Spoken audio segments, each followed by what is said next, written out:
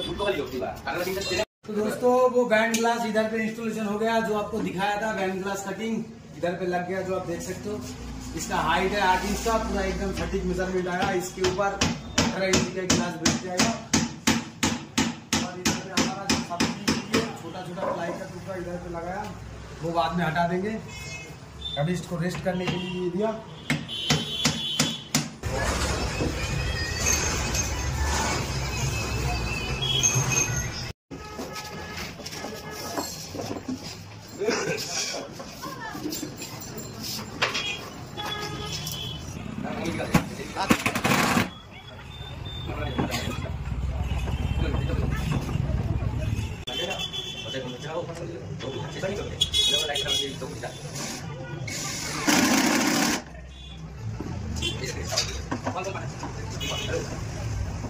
Itu banyak itu.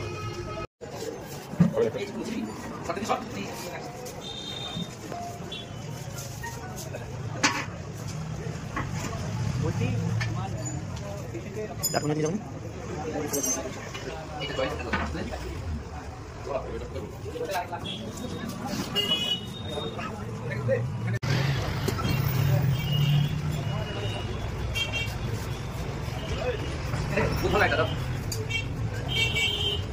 হ্যাঁ পুরো না, মারো যখন পুরো যাবে।